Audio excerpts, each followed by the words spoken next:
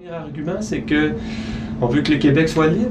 On veut qu'il puisse prendre toutes ses décisions, adopter toutes ses lois, décider de lever des impôts, des taxes, conclure tous ses traités, décider lui-même d'être un membre de l'ONU, de l'UNESCO. Ça, c'est la principale raison. Puis en fait, être indépendant, là, c'est d'avoir toujours le dernier mot sur son avenir. Alors, si on veut prendre nos décisions nous-mêmes un jour, là, et seul, ben, il va falloir faire l'indépendance.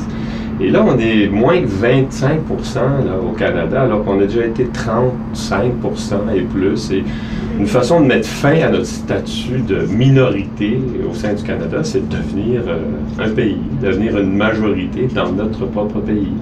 Il faut vraiment que ce soit clair, non seulement pour les Québécois, mais pour ceux qui vont venir au Québec, qui vont émigrer, que c'est le français, la langue de travail, la langue officielle, puis que c'est celle-là qu'on doit parler, qui doit être la langue commune à tous les Québécois et toutes les Québécoises. Si on parlait de notre propre voix, nous les Québécois, là, on parlerait sans doute beaucoup plus d'humanitaire. Puis on déciderait d'investir beaucoup plus d'argent dans l'humanitaire que le militaire. C'est pour ça qu'il faut être à l'ONU. C'est pour ça qu'il faut aussi être à l'UNESCO. Là, on a une espèce de strapontin à l'UNESCO. On a une personne qui peut être dans la délégation canadienne, mais on a fait un accord avec le gouvernement du Canada qui dit même qu'on n'a pas le droit de dire des choses si c'est des choses avec lesquelles le Canada n'est pas d'accord.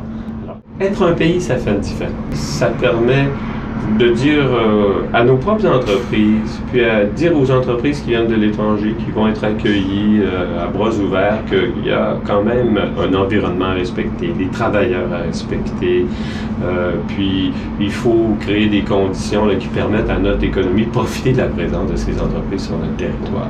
Puis c'est pas tous les États qui font ça, il y en a qui font le contraire, qui laissent leur marché ouvert, puis qui n'exigent rien des entreprises, puis il y a même des paradis fiscaux, là.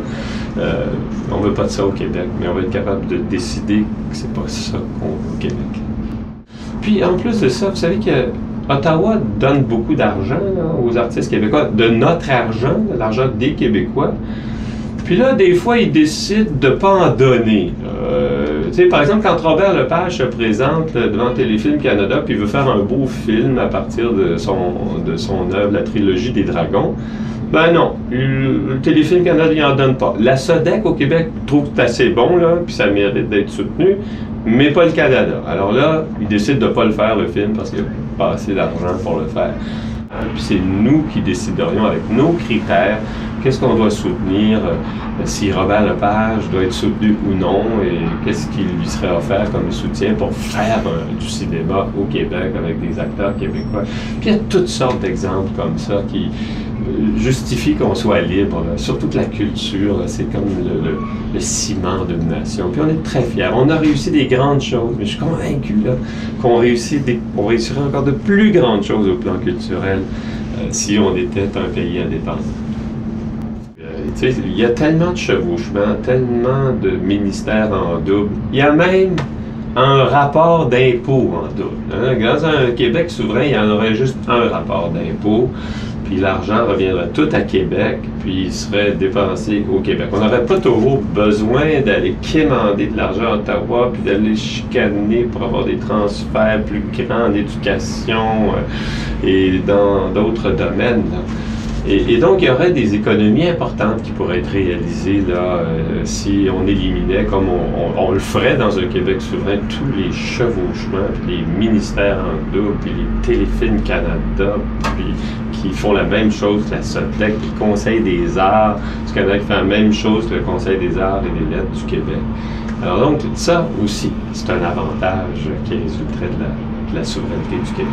Bien, le Parti québécois, c'est un parti qui veut faire un pays pour le Québec, puis on a adopté un manifeste pour la souveraineté. Et c'est dans ce manifeste qu'on rappelle les raisons pour lesquelles le Québec a de bonnes raisons de devenir un pays, des raisons économiques, culturelles, sociales, pour que le Québec puisse avoir une voix dans le monde, être à l'ONU et ailleurs. Et donc, c'est un document qui mérite d'être lu pour vous amener à vouloir nous accompagner dans ce projet de pays, de vouloir accompagner le Parti québécois et de voter pour lui. Puis de voter pour moi dans Mercier aussi.